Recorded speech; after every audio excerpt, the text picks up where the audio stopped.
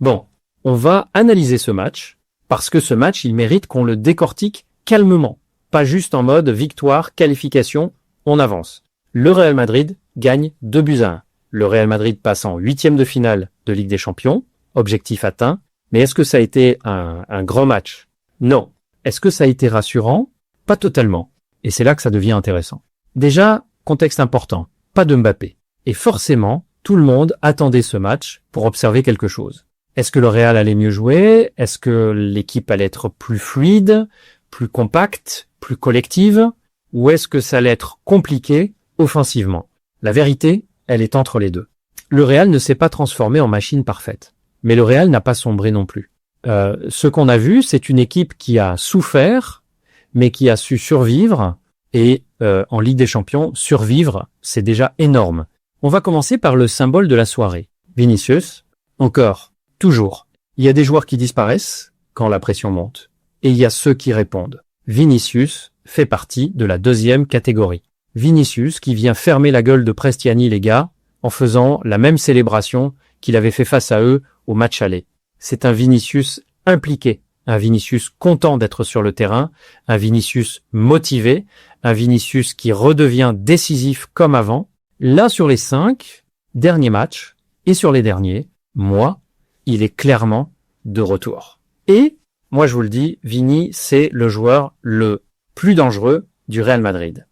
Il peut surgir de nulle part. Son but, il n'est pas juste beau. Il est important. Il est symbolique. Parce que, dans le contexte, avec les sifflets, avec l'ambiance hostile des supporters adverses, il fallait du caractère. Et il a répondu. Il a dansé, il a assumé, et dans ces moments-là, tu comprends pourquoi c'est un joueur de Ligue des Champions et il maîtrise bien ce tournoi. Maintenant, soyons clairs. Son match n'est pas parfait. Mais quand le Real avait besoin d'un éclair, c'est lui qui l'a donné. Encore une fois, quand Mbappé est absent, on remarque une chose. Le jeu est plus direct. Moins de décrochage inutile, moins de superposition de zones offensives. Mais en contrepartie, moins de talent brut, moins d'explosivité immédiate, moins de menaces constantes. C'est un équilibre à trouver. Ce soir, sans Mbappé, le Real a montré qu'il pouvait fonctionner. Mais fonctionner ne veut pas dire dominer. Maintenant, la vraie question. Est-ce que le Real a mieux joué sans Mbappé? Si on est honnête, pas vraiment. Le Real n'a pas dominé. Le Real n'a pas contrôlé. Le Real a souffert. Benfica a eu des situations dangereuses. Des transitions rapides. Des frappes dangereuses. Et sans un immense Courtois, le scénario aurait pu être différent. Parce que oui, Courtois, encore une fois, on ne le dira jamais assez. Ce gardien est une assurance vie. Il sort une parade réflexe incroyable. Il rassure sa défense. Il impose sa présence. Dans les grandes compétitions, avoir un gardien comme ça change tout. Et c'est là qu'on voit la différence entre un joueur prometteur et un joueur de grande soirée. Le Real a montré qu'il savait survivre. Maintenant, il doit montrer qu'il sait dominer dans les prochains matchs. Et c'est pas la même chose. La saison est encore longue. Tout peut évoluer. Tout peut se corriger. Mais une chose est certaine. Si le Real veut aller au bout, il faudra plus que du talent individuel. Il faudra une cohérence collective claire, une structure solide, un équilibre assumé. Maintenant, on vient sur Gonzalo Garcia. On l'avait dit avant le match. La Ligue des Champions, ce n'est pas la Liga. Le rythme est différent. L'intensité est différente. La pression est différente. Et ce soir, on a vu que le costume était encore un peu trop grand pour lui. Il a essayé, il a couru, il a défendu, mais offensivement, très peu d'impact, très peu de présence dans la surface, et à ce niveau, ça ne pardonne pas. Attention, ça ne veut pas dire qu'il n'a pas le niveau pour le Real. Ça veut dire qu'il n'est pas encore prêt pour ses soirées européennes. C'est différent. Il y a une marche énorme entre performer en championnat et peser en Ligue des Champions. Et cette marche, il est encore en train de la grimper. Défensivement, par contre, il y a des inquiétudes. Trent Alexander-Arnold. Offensivement, intéressant, mais défensivement, ça a été compliqué. Et on le savait. En championnat, ça peut passer. En Ligue des Champions, chaque erreur est punie. Benfica a ciblé son côté. Et on a vu les limites. La charnière n'a pas été parfaite non plus. Il y a eu des hésitations, des ballons mal négociés, des espaces laissés entre les lignes. Et face à un adversaire plus clinique, Ça peut faire très mal. Au milieu, Tchouaméni mérite d'être souligné. But important. Impact physique. Présence dans les duels. Il a répondu présent. Sur la double confrontation, il a été solide. Et ce genre de performance en Europe, ça renforce la crédibilité d'un joueur. Valverde, pareil. Volume de course impressionnant. Projection constante, passe décisive magnifique sur le but de Vinicius. C'est le moteur invisible. Celui qu'on critique peu. Celui qu'on remarque surtout quand il n'est pas là. Mais globalement, le match n'a pas été maîtrisé. Les statistiques sont parlantes. Possession équilibrée. Occasion partagée. Ce n'est pas le profil d'un match dominé, c'est le profil d'un match gagné à l'expérience. Et c'est peut-être ça, la vraie force du Real. Même quand il ne brille pas, il trouve un moyen, même quand le jeu est brouillon, il passe. C'est presque une culture. Mais attention, on ne peut pas ignorer les signaux. Les transitions défensives sont fragiles, la coordination offensive manque parfois de clarté, le pressing n'est pas toujours synchronisé, et en huitième de finale, le niveau va encore monter. Ce soir, la qualification est la priorité. Mission accomplie. Mais si le Real veut aller loin, il faudra hausser le niveau parce que, en Europe, les détails deviennent des sanctions. Et maintenant, la question qui va revenir partout. Que va-t-il se passer au retour de Mbappé? Est-ce que l'équilibre va changer? Est-ce que l'équipe sera plus efficace ou plus déséquilibrée? Le débat est ouvert. Mais ce match ne prouve pas que le Real est meilleur sans lui. Il prouve simplement que le Real sait survivre. Mais on va attendre les prochains matchs pour voir. Maintenant, on va aller plus loin, parce que la qualification c'est bien, mais ce match nous dit quelque chose de plus important que le simple score. Il nous parle d'équilibre. Il nous parle de dépendance. Il nous parle de construction collective, et c'est là que ça devient intéressant. Depuis le début de la saison, le Real Madrid oscille. Il y a des matchs où tout semble fluide, il y a des matchs où tout semble fragile. Pourquoi? Parce que cette équipe est encore en train de se chercher. Ce soir, sans Mbappé, le Real a montré qu'il pouvait fonctionner. Mais fonctionner ne veut pas dire dominer.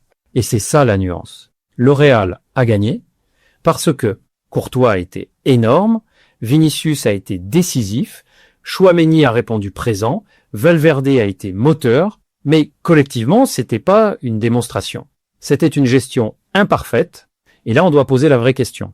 Est-ce que le Real est construit pour être une machine collective, ou pour être une équipe d'éclairs, individuelle?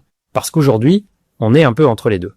Le problème structurel, il est simple. Le Real n'a pas encore trouvé son identité offensive claire. Quand Mbappé joue, le jeu s'oriente naturellement vers lui. Quand il ne joue pas, la responsabilité est plus répartie. Et parfois, cette répartition rend l'équipe plus imprévisible, mais aussi moins tranchante. Ce soir, par exemple, il y a eu des moments où le Real avait le ballon, mais savait pas exactement comment attaquer. Circulation latérale. Manque de profondeur. Peu d'appels dans le dos. Pourquoi?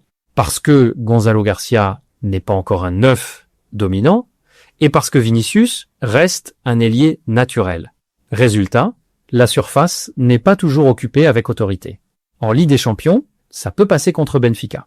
Mais contre une défense plus structurée, ça devient plus compliqué. Autre point important, la transition défensive. Le Real perd encore trop vite sa structure après une perte de balle. Benfica a trouvé des espaces, beaucoup trop facilement. Et si tu joues une équipe plus rapide en transition, tu peux exploser. Il y a aussi le cas Trent-Arnold. On peut pas ignorer ça. Offensivement, il apporte, mais défensivement, il expose l'équipe. Et dans un système où les milieux doivent déjà compenser certaines choses, ça crée une surcharge.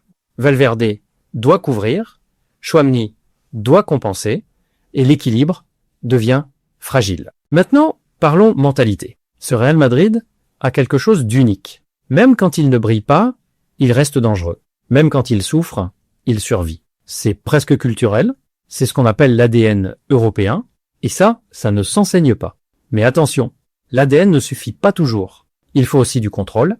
Les grandes équipes européennes actuelles ne gagnent pas seulement à l'instinct, elles gagnent à la maîtrise, et le Real aujourd'hui ne maîtrise pas totalement ses matchs. Alors que faut-il améliorer? Première chose, la compacité entre les lignes. Il y a trop d'espace entre le milieu et la défense. Deuxième chose, la coordination du pressing. Parfois, un joueur presse, les autres suivent en retard. Troisième chose, l'occupation de la surface. Il faut plus de présence, plus de fixation, plus de danger constant. Et c'est là que le retour de Mbappé va relancer le débat. Parce que, avec lui, tu gagnes de la profondeur, de la vitesse, de la finition, de la power chez l'adversaire. Mais tu perds parfois de la compacité défensive, de la discipline positionnelle, de la fluidité collective. Donc, le défi est clair, intégrer son talent sans déséquilibrer la structure. Et ça, c'est pas simple, parce que Mbappé est une superstar. Et une superstar, naturellement, attire le jeu. Mais au Real Madrid, personne n'est au-dessus de l'institution. C'est ça la vraie particularité. Vinicius l'a compris. Valverde l'a compris. Tchouaméni l'a compris. La question est-ce que tout le monde acceptera les ajustements nécessaires? Cette qualification est importante. Elle maintient le Real dans la compétition, elle garde la dynamique vivante, mais elle ne règle aucun débat. Au contraire, elle les amplifie. Parce que maintenant, le niveau monte, les huitièmes arrivent, et là, chaque détail sera amplifié. Chaque erreur sera punie. Chaque déséquilibre sera exploité. Et ça, ce sera le vrai test. Pas Benfica, pas ce barrage. Mais les prochains tours, dites-moi en commentaire. Vous êtes rassuré par la qualification? Ou inquiet par le contenu? On en parle calmement. Mais honnêtement, parce que le football, c'est toujours le terrain qui finit par dire la vérité.